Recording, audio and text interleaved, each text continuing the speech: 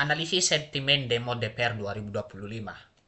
Teman-teman semuanya, kali ini kita akan membahas tuntas terkait dengan analisis sentimen ya, terkait demo yang terjadi di akhir-akhir ini. Nah, data kali ini kita akan ambil dari YouTube ya, teman-teman semuanya. Ada satu postingan, komentarnya itu kita ambil ya. Jadi alurnya nanti kita ambil datanya terlebih dahulu, kemudian kita akan pre-processing, kemudian kita akan melakukan pelabelan data, kemudian nanti kita akan melakukan aspek based sentiment classification, kita akan mendeteksi di dalam data tersebut siapa aja nama-nama DPR yang presentasinya tinggi, presentasinya tinggi itu orang-orang akan cari gitu ya. Karena ada kemarin kita lihat ada 5 orang yang membuat kontroversial gitu ya menurut saya. Kemudian ada juga data-data juga menyatakan hal demikian. Kemudian kita akan membagi datanya, kita akan melakukan training dan testing. Kemudian saya akan menerapkan ke dalam model machine learning dan deep learning ya. Oke, mungkin kita tidak usah basa-basi teman-teman. Kode ini nanti ada di deskripsi video ini. Nah, jadi kamu nggak perlu lagi ngetik kode dari awal ya. Jadi fokus teman-teman mendengarkan penjelasan dari saya. Jadi saya harap teman-teman semuanya bisa mengikuti dengan baik ya. Jadi jangan di skip videonya ya. Oke, pertama teman-teman semuanya kita crawling data. Di sini saya sudah menyediakan kodenya. Di sini teman-teman untuk crawling data dari komentar YouTube kita membutuhkan namanya itu perantara APK-nya. Nah di sini sudah ada. Nanti kamu nggak perlu buat lagi. Nah, kemudian kita akan membuatkan function untuk mengambil komentar dari video. Nah, ini ya. Nah, nanti yang kita ambil apa aja? Nah, ini outdoor, comment, like, dan publisher ya. Ini siapa yang komen, komentarnya apa, yang like ada berapa orang, kemudian tanggal dan waktu dia akan komen. Nah, kemudian di sini saya buatkan function untuk menyimpan komentar tersebut ke dalam bentuk CSV. Ini kita bisa ubah ya teman-teman, bukannya CSV, tapi nanti bisa menyesuaikan seperti Excel ya atau JSON ya. Kemudian saya akan membuatkan satu fungsi lagi, jadi kita bisa mengambil beberapa video, jadi bukan hanya dari satu video aja. Nah, komentar itu mungkin ada beberapa video nanti kita akan ambil, jadi bukan hanya satu. Kemudian kita akan save. Oke. Ini saya akan jalankan dulu yang pertama. Oke, ini sedang berjalan dan kita akan tunggu ya. Jadi teman-teman full di sini tidak akan saya skip biar teman-teman itu langsung paham gitu ya. Begitu. Kemudian di sini di bawahnya ini ada video ID YouTube. Nah, jadi kita untuk mengambil komentar dari YouTube itu kita membutuhkan yang namanya itu video ID. Nah, ID daripada setiap video itu. Nah, jadi sini saya sudah ambil gitu ya. Saya sudah ambil video-video ID-ID-nya. Nah, jadi saya tunjukkan di mana ID-nya itu berada. Jadi teman-teman nanti tinggal buka aja YouTube kalian masing-masing, kemudian cari tentang demo gitu ya. Nah, ini kita cari satu video, ini adalah catatan demo, kita buka. Nah, di mana letak ID-nya? Nanti teman-teman ini ada URL di atas sini. Nah, ini adalah ID-nya. Ini sampai di sini ya. Ada juga nanti yang diakhiri juga ya. Saya mau lihat video yang lain. Ada juga yang diakhiri Tired ya. of juggling too many. Oke, di sini. Nah, di sini di akhir dia ID videonya ini ya. Nah, nanti dia akan ambil komentar. Nah, ini ada 1000 komentar. Nanti kita bisa ambil 1000 komentar seperti ini. Oke. Nah, di sini sudah ada link video. Nah, di sini total komen berapa total komen yang kamu ambil. Nah, kami sebenarnya di sini untuk mengambil komentar itu bisa semua ya, teman-teman ya. Satu video kalau ada dia komennya 1500 bisa kamu ambil semua komentar itu. Ya. Kemudian ini output nama filenya, kemudian baru kita ambil datanya. Ini saya akan running. Nah, semakin banyak video yang teman-teman akan ambil link ID-nya, maka semakin lama juga dia akan loading karena dia akan mengambil data gitu ya. Nah, itu semakin lama. Ini kita kasih total komen kita ambil di sini ada 30.000 ya. Nah, jadi tergantung nanti komentarnya yang ada di setiap video. Oke. Kita tunggu sampai selesai ya.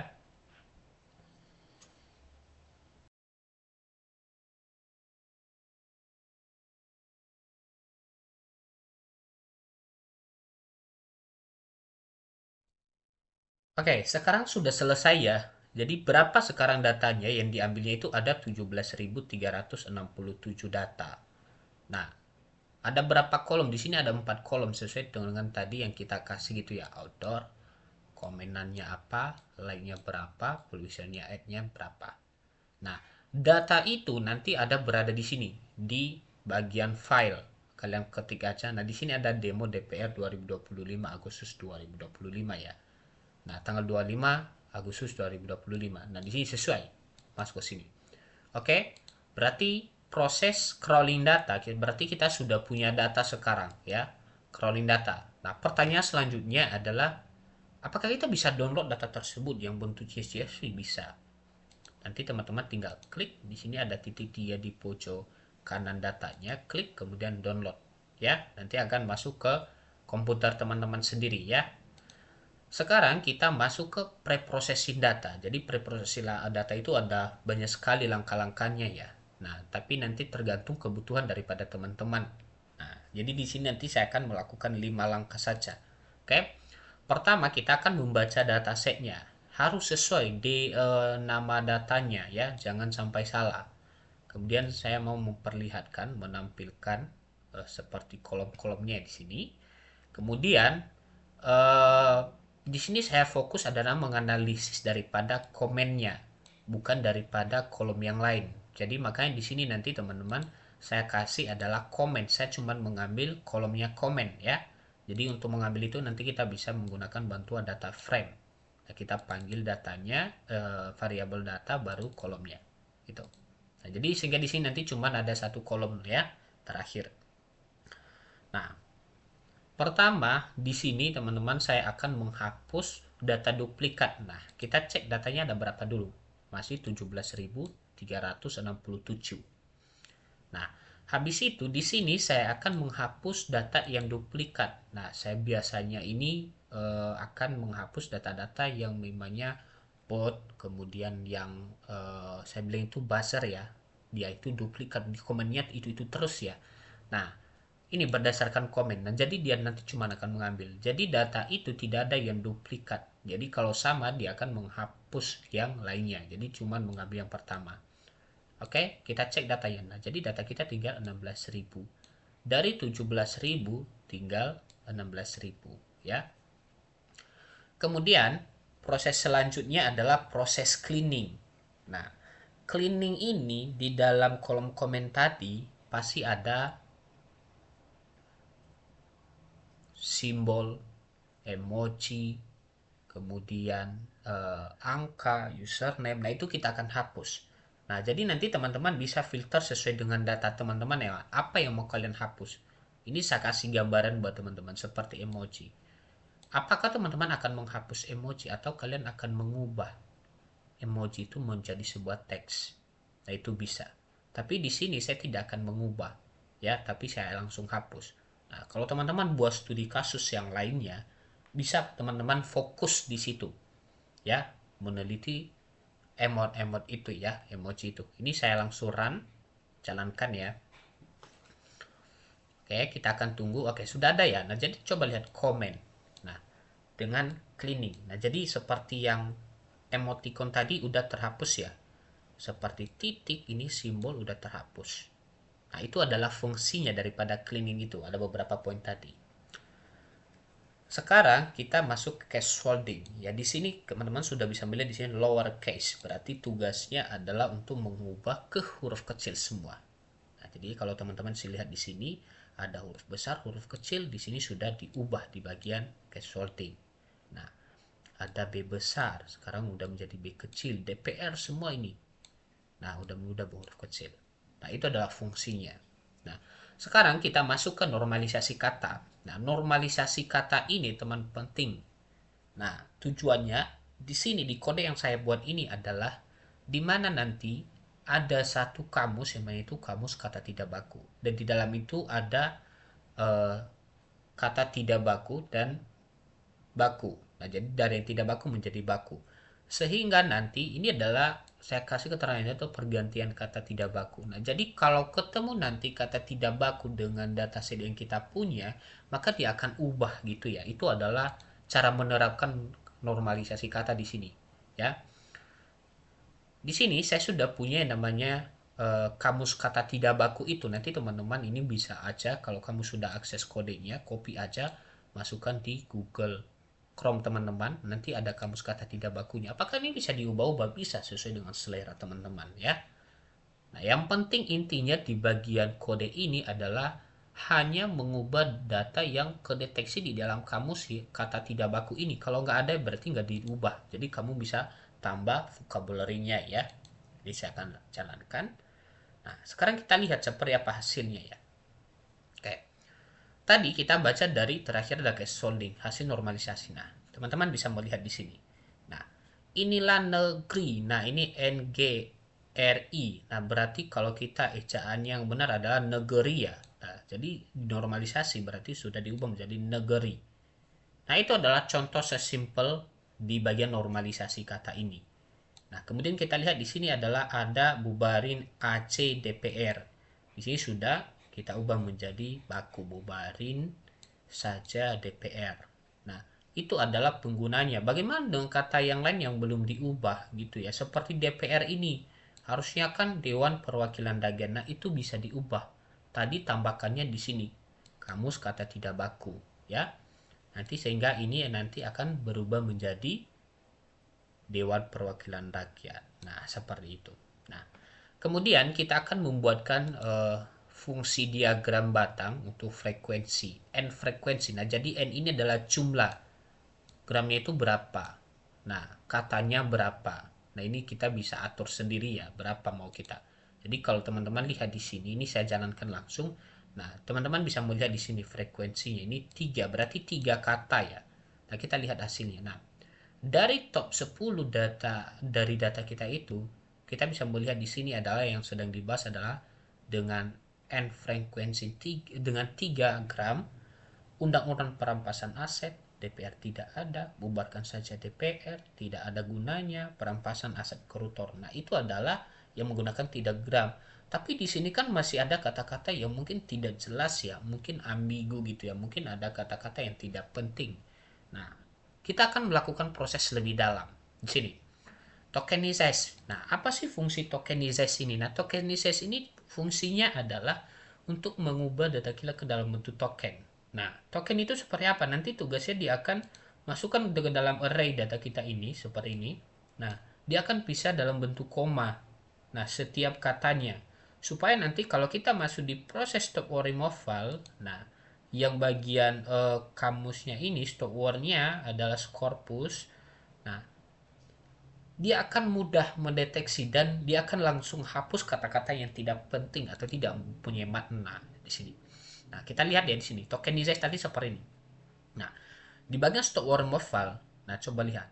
Kata inilah itu sudah dihapus karena tidak penting ya menurut dia gitu ya. Kemudian negeri sudah ada, korup ada, dilindungi. Nah, kata paling juga sudah dihapus. Nah, jadi ada beberapa kata yang memang tidak penting di sana ya. Maka dia akan hapus sendiri oleh kamus daripada korpus kita. Kita pakai yang NLTK di sini ya. Stop word-nya. Nah, begitu. Kemudian kita akan lanjut. Ini adalah kita akan membuatkan lagi yang namanya itu diagram frekuensinya ya. Tapi di sini kita akan membuat versi yang baru. Ini 4. Nah, jadi lebih banyak ya. Nah, kita lihat sekarang. Nah, jadi dari menggunakan 4 gram, itu kita bisa melihat yang sedang dibahas dalam data kita itu. Pertama, undang-undang perampasan aset koruptor. Kemudian sahkan undang-undang perampasan aset. RUU perampasan aset koruptor, perampasan aset hukum mati. Pintu DPR terbuka lebar. Nah, ini. Ini ya, jadi teman-teman bisa baca sendiri nanti kalau sudah ada akses kodenya. Oke, kita melihat datanya ada berapa. Ini ada 16.000. Kemudian kita hapus data kosong. Kemudian ini kita akan membuatkan yang namanya itu before after sebuah word cloud ya. Ini kita lihat hasilnya. Nah, ini ya, sebelum kita preproses ini adalah kata-katanya ya atau word cloud-nya. Nah, kemudian setelah preproses ini. Keren ya, keren. Jadi kelihatan banget itu ya perbedaannya gitu ya. Oke.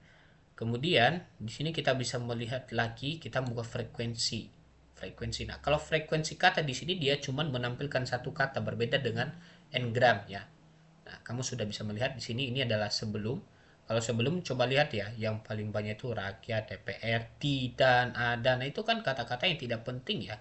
Kita maknanya itu sangat kurang di dalam data kita itu, seperti di, dan, ada, itu, ini. Nah jadi setelah kita melakukan preprocessing nggak ada lagi kata-kata itu karena sudah terhapus di bagian stop word removal gitu ya. Tapi tidak semua akan terhapus nanti, makanya teman-teman ada backupan yang namanya itu adalah stop word tambahan gitu ya gitu.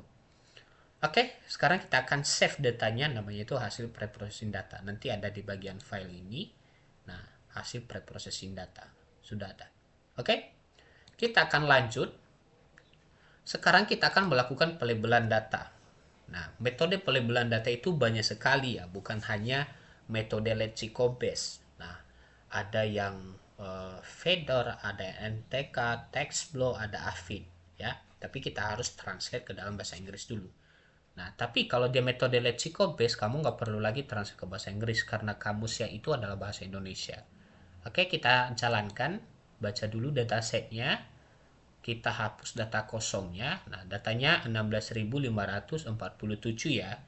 Nah, karena di sini adalah kita masuk proses, berarti kita membutuhkan data yang sudah dibersihkan atau hasil preprocessing tadi. Nah, terakhir kolom yang kita bersihkan itu adalah stop word removal.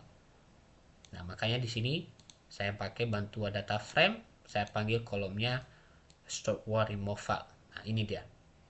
Nah, kemudian kita masuk dalam proses classification gitu ya. Nah, ini adalah kamus daripada lexicobase. Nah, jadi nanti kalau teman-teman ini bisa copy aja ini GitHub-nya. Jadi paste di ini Google Chrome, maka datanya di sana ada ya. Nah, jadi kita classification. Nah, hasilnya seperti ini. Kita akan tunggu. Nah, ini. Nah, jadi ada soal removal-nya tadi, ada skornya dan nilai sentimennya. Oke, sekarang kita akan membuatkan diagramnya. Nah, ini kita panggil data, variabel data kita, kemudian kita panggil kolomnya. Nah, kita lihat ini adalah hasil daripada classification. Nah, di mana di sini 80% itu 80,58 itu persentasenya negatif, 19,42% itu persentasenya. Oke. Ini kita save. Nah, hasil labeling. Labeling masuk ke file ini lagi. Nah, di sini hasil labeling ya. Kita lanjut dengan aspek based sentiment classification. Nah, ini di sini saya akan mengkategorikan tweetan itu tergolong tweetannya siapa. Karena kemarin yang bikin heboh atau membuat kontroversial itu kan ada beberapa anggota DPR itu ya, sehingga amukan warga dan masyarakat itu ada di sini. Ya, kita lihat di sini saya baca labelin data dulu.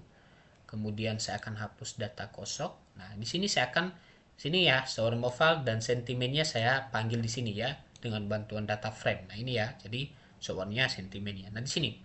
Nah, jadi teman-teman ada kemarin apa namanya itu yang membuat kontroversial itu ya. Ini ada Ahmad Saroni, Nafa Urba, kemudian Eko Patrio, Uya Kuya, Aris Kadir ya. Nah, jadi teman-teman di dalam data itu saya mau mendeteksi. Nah, di data itu Ahmad Saroni itu dia itu berapa persen deh dia namanya itu diketik di apa namanya itu ya, semacam komen gitu ya, kemunculan datanya. Nah, jadi kita akan inisialisasikan ini yang nanti yang masuk kategori Ahmad Saroni nanti data-data ini, kata-kata ini atau kalimat. Nah, sama juga Nafa Urba gini ya. Kemudian Eko Patrio ini ya. Nah, itu adalah yang saya lakukan di bagian aspek ini. Nah, ini saya akan running ya. Oke, kita lihat. Kita lihat hasilnya. Hasilnya di sini ya, sudah ada aspek extractionnya. Ini Ahmad Saroni, Nafa Urban, Eko Patrio, Uya Kuya, Ardies Kartir ya, gitu ya. Nah, coba lihat. Kita akan membuatkan diagramnya. Nah, ini presentasi ke pencarian. Oke. Nah, teman-teman sudah bisa melihat di sini. Nah, pencarian atau kata yang sering muncul di dalam itu adalah yang teman-teman ketik di dalam data itu ada ekopatrio di 20%, 20,72% ya. Diikuti Anmas Saroni, Nafa Urman, Uyakuya, dan Aties Kadir ya. Nah, itu adalah presentasi untuk pencariannya. Nah, atau data-data dari teman-teman semua gitu ya. Nah, kemudian kita akan ekspor data hasil ini. Nanti akan berada di file ini juga. Nih. Nah, jadi kamu bisa langsung download gitu ya. Oke, sekarang kita menerapkan ke machine learning dan deep learning. Nah, pertama kita akan splitting datanya. Kita akan membagi data setnya ya. Pertama, baca data terakhir itu hasil aspek extraction data. Kemudian di sini X dan Y-nya kita akan inisialisasikan show removal dan sentiment. Dan di sini kita akan test size-nya itu 0,2 ya. Kemudian di sini juga langsung kita ubah ke dalam bentuk vektor karena data kita tadi itu di atas dia dibaca oleh mesin, maka kalau kita menggunakan vectorization, convectorization supaya mesin itu bisa membaca data kita. Oke. Nah, di bawah ini saya akan membuatkan diagram pembagian datasetnya. Nah, di sini ada data training 80%, data testingnya itu 20% ya. Nah, sekarang kita masukkan ke dalam model machine learning dan deep learning. Yang mana sih Bang yang machine learning dan deep learning? Machine learning di sini adalah SVM, KNN, kemudian naive Bayes, random forest decision tree. Nah, yang deep learning adalah network ya. Oke. Nah, di sini nanti saya jalankan. Nah, ini adalah mode-modenya. Jadi kita akan training ya, training modelnya. Dan ini akan membutuhkan waktu ya. Ini saya jalankan. Kita nggak tahu berapa waktu, bisa saya 1 menit, 2 menit, 3 menit, 4 menit, atau 5 menit ya. Jadi stay tune ya teman-teman semuanya. Jadi jangan, ini saya tidak akan skip ya. Jadi teman-teman, kita akan tunggu sampai proses ini uh, berjalan ya. Jadi sampai selesai. Itu ya, ditunggu ya.